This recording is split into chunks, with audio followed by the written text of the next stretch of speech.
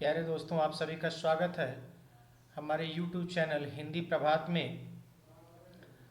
आज हम लोग पढ़ेंगे विसर्ग संधि। सभी लोगों को इस संधि में बड़ी ही समस्या होती है, जिसको इस वीडियो के माध्यम से दूर करने में बहुत ही आसानी होगी। आइए सबसे पहले जानते हैं कि विसर्ग संधि क्या होती है। विसर्ग के साथ जब कोई स्वर अथवा व्यंजन वर्ण मिलता है तो उससे जो विकार उत्पन्न होता है उसे विसर्ग संधि कहते हैं। अर्थात विसर्ग से स्वर मिले या व्यंजन जब ये मिलते हैं तो इनसे जो वर्णों का मेल होता है उससे शब्द में कोई न कोई विकार उत्पन्न होता है, और इसी प्रकार के विकार को विसर्ग संधि कहते हैं। विसर्ग संधि पहचानने के लिए, संधि करने के लिए, संधि विच्छेद करने के लिए सबसे जरूरी है कि इसके नियम को जाना जाए कि किस प्रकार से, कहाँ पर किस वर्ण का विसर्ग का किस वर्ण में परिवर्तन होता है। तो इसका पहला नियम यह कहता है कि यदि विसर्ग के बाद छ छ हो, अक्सर विसर्ग को जो है, विसर्ग को इस तरह से लिखा जाता है, इस तरह से विसर्ग को ऐसे लिखा जाता है। तो यदि विसर्ग के बाद छ छ हो तो विसर्ग का बड़ा स हो जाता है, ट ठ हो तो मूर्धन्य स हो जाता है, और त थ हो तो छोटा स हो जाता है। यानी च छ रहने पर तालव्य स, ट ठ होने पर मूर्धन्य स, और त थ होने पर यह दंत स हो जाता है। इस तरह से यदि हम देखें इसका उदाहरण, दोस्तों यह वीडियो जो है आपके लिए बहुत उपयोगी है, क्योंकि इसमें एक दो नहीं बल्कि अनेक उदाहरणों के माध्यम से इसमें समझाया गया कि किस तरह से ये परिवर्तन होते हैं। तो इस वीडियो को पूरा देखें, और हमारे चैनल को यदि सब्सक्राइब नहीं किए हों तो सब्सक्राइब कर लें और बेल आइकन को दबा लें, जिससे कि आपको इन जैसी अच्छी वीडियो और नॉलेजफुल वीडियो पाने के लिए आपको नोटिफिकेशन मिल सके। उदाहरण के माध्यम से देखते हैं, जैसे निह और चय। तो बताया गया कि च छ जब होता है विसर्ग के बाद, ये च है और इस च का विसर्ग से मेल हो रहा है, तो होगा क्या कि यह बदल जाएगा, यह बड़ा स में बदल जाएगा। तो अब विसर्ग का क्या हो जाएगा, बड़ा स और च, यह हो जाएगा निश्चय।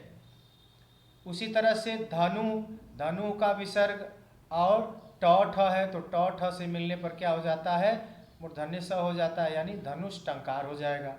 निधन छल, इसमें भी छ से मिल रहा है, तो च छ से मिलने पर विसर्ग हो जाता है बड़ा स, तो यह हो जाएगा निश्चल। फिर त से मिलने पर हो जाता है मूर्धन्य स, यानी अर्थात हो जाएगा ततः धन ठकार, अर्थात ततष्ठकार। अब ये निह धन तार से हो जाएगा, निह और तार मिलेगा तो हो जाएगा निस्तार। अर्थात अगला उदाहरण है दूह का विसर्ग जो है, और ये थ है, यानी त थ से मिलने पर क्या हो जा रहा है, विसर्ग दंत स हो जा रहा है, तो यह हो जाएगा दुष्धन थकार मिलकर के हो जाएगा दुष्थकार। दुधन थकार मिलने से हो जाएगा दुष्थकार। दूसरा नियम यह कहता है कि यदि जब विसर्ग के पहले इकार अर्थात अंत में छोटी ई आ जाए या छोटा ऊ आए, और विसर्ग के बाद का जो वर्ण है वो क ख प फ में से यदि कोई हो तो विसर्ग का यह मूर्धन्य स हो जाता है। अर्थात निह जो है, इस निह में विसर्ग के पहले क्या आ गया, छोटी ई, तो ई से मिलकर ई मिलने के कारण जो है ई या ऊ का क्या हो जाता है, यह मूर्धन्य स हो जाता है। क ख प फ हो तो विसर्ग का मूर्धन्य स हो जाता है। तो यह हो जाएगा नी, मतलब ई का परिवर्तन नहीं, विसर्ग का परिवर्तन होता है, क्षमा चाहेंगे। तो ई का हो जाएगा, ई का परिवर्तन, ई ऐसे ही रहेगा और विसर्ग का परिवर्तन हो जाएगा मूर्धन्य स में। तो यह हो जाएगा निष्कपट, नीह धन कपट, यह हो जाएगा निष्कपट। इस तरह से नीह धन फल का हो जाएगा निष्फल, और नीह धन कारण मिलकर के हो जाएगा निष्कारण, क्योंकि क बताया गया कि विसर्ग के बाद यदि क हो तो यह बदल जाता, तो विसर्ग जो है वह मूर्धन्य स में बदल जाता है। इसी तरह से नी धन पाप यानी प हो या फ हो तो विसर्ग का मूर्धन्य स में परिवर्तन होता है, यानी नी धन पाप मिलने से जो शब्द बनेगा वह होगा निष्पाप। तीसरा नियम यह कहता है कि यदि विसर्ग के पहले, यह गलत हो गया है, इसको सही कर लेते हैं। यदि विसर्ग के पहले अ हो और परे, परे मतलब बाद में, क ख प फ में से कोई वर्ण हो तो विसर्ग ज्यों का त्यों रहता है। पहले हमने पढ़ा कि विसर्ग के बाद यदि कोई क ख प फ हो, मतलब विसर्ग के पहले ई हो और उसके बाद क ख प फ हो तो वह मूर्धन्य स में बदल जाता है। लेकिन यहाँ कहा जा रहा है कि यदि विसर्ग के पहले अ हो, जैसे वहाँ ई हो रहा था, यहाँ पर बताया जाए कि अ हो, और परे उससे दूर जो है क ख प फ हो, तब विसर्ग जो है ज्यों का त्यों रहता है, इसका कोई परिवर्तन नहीं होता है। जैसे प्रातः धन काल अर्थात प्रातः काल, फिर पयः धन पान, पयः धन पान, तो यह हो जाएगा पयः पान। अंतः धन करण, तो हो जाएगा अंतःकरण, इसमें विसर्ग का कोई परिवर्तन नहीं होगा।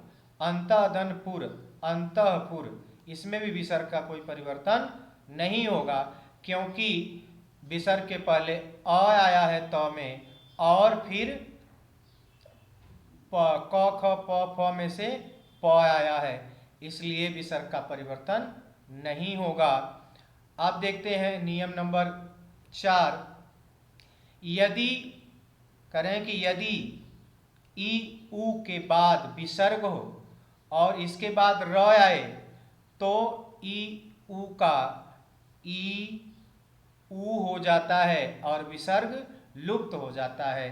कहने का मतलब यदि विसर्ग के छोटी बड़ी, छोटी और छोटा ऊ के बाद विसर्ग हो, यानी छोटी ई है नी में और उसके बाद विसर्ग है और इसके बाद र आया है, तो यदि र आता है और विसर्ग के पहले छोटी ई या छोटा ऊ आता है तो विसर्ग जो है वो लुप्त हो जाता है, अर्थात निह धन रव, और छोटी ई जो होती है वो बड़ी में और बड़ा छोटा ऊ जो होता है वह बड़ा ऊ में परिवर्तित हो जाता है।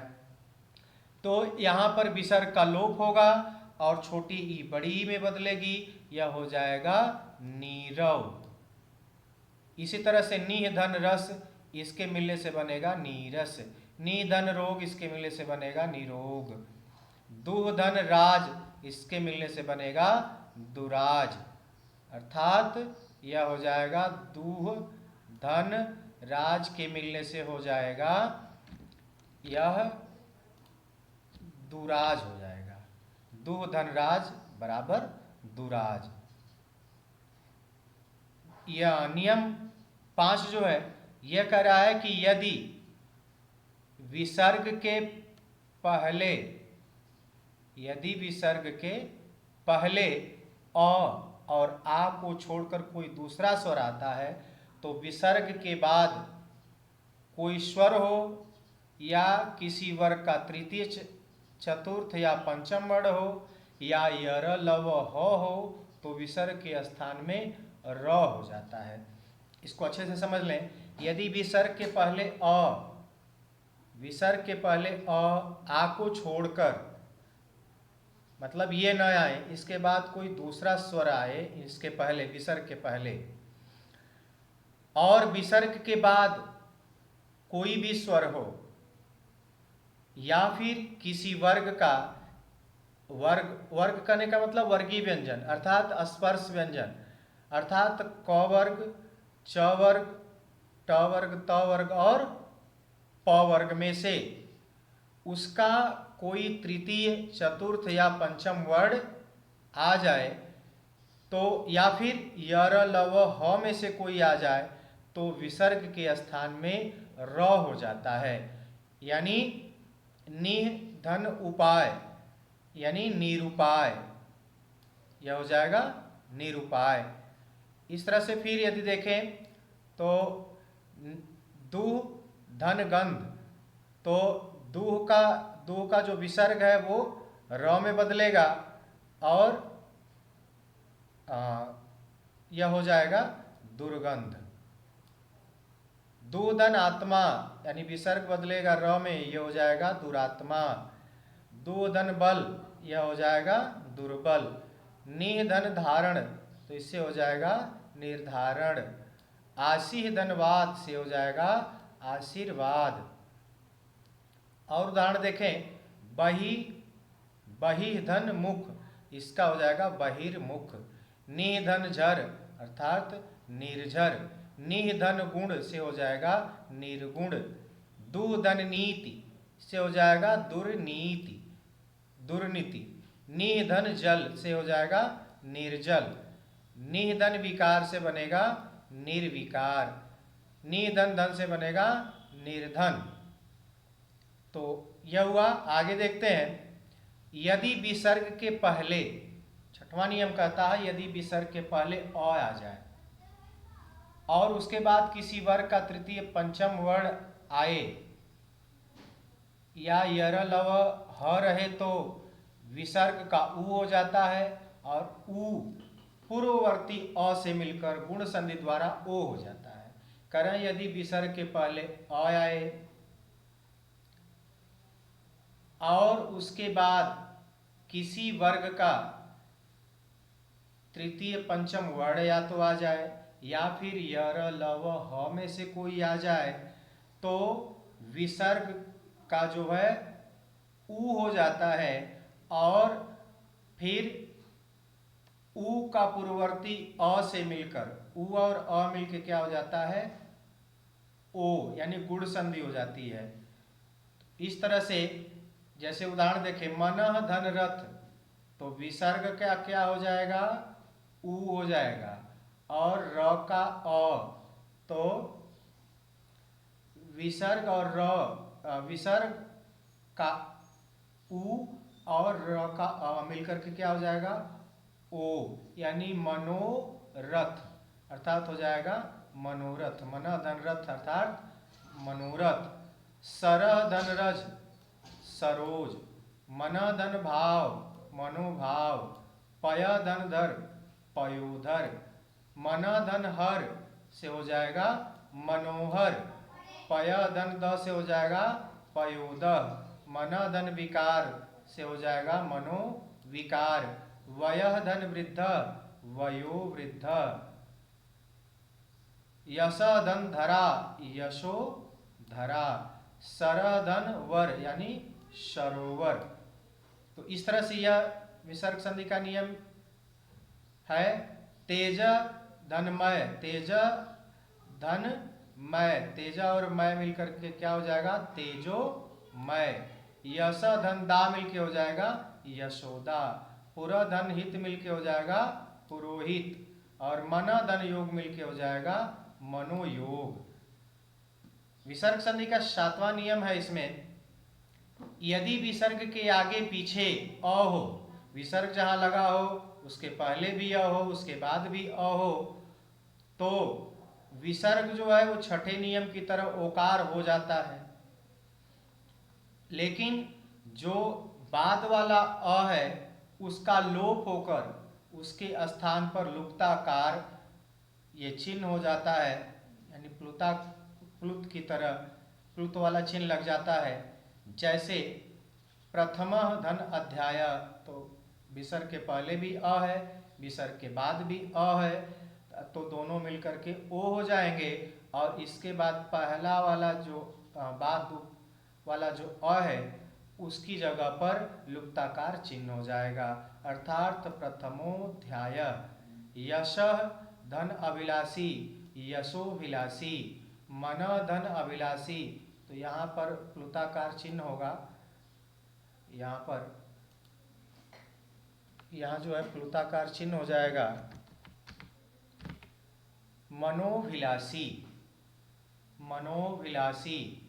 लेकिन विसर्ग के बाद अ के सिवाय कोई दूसरा स्वर आने पर, विसर्ग पर दोनों तरफ जैसे अ आया, लेकिन विसर्ग के बाद अ के सिवाय कोई दूसरा स्वर आने पर यह नियम लागू नहीं होगा, बल्कि विसर्ग का लोप हो जाता है। जैसे अतः धन एव, विसर्ग के पहले अ है लेकिन बाद में अ नहीं है, इसलिए यहाँ पर विसर्ग का लोप हो जाएगा और लोप होकर के बनेगा अतएव। इस तरह से दोस्तों आज की वीडियो यहीं समाप्त होती है। हमें उम्मीद है कि आपको अच्छे से समझ में आया होगा, और इस वीडियो को पूरा देखें, और ये वीडियो यदि पसंद आया हो तो हमारे चैनल को सब्सक्राइब जरूर करें और दोस्तों तक पहुंचाएं, जिससे आपके सिवा अन्य लोगों को भी लाभ हो सके। Thank you for watching.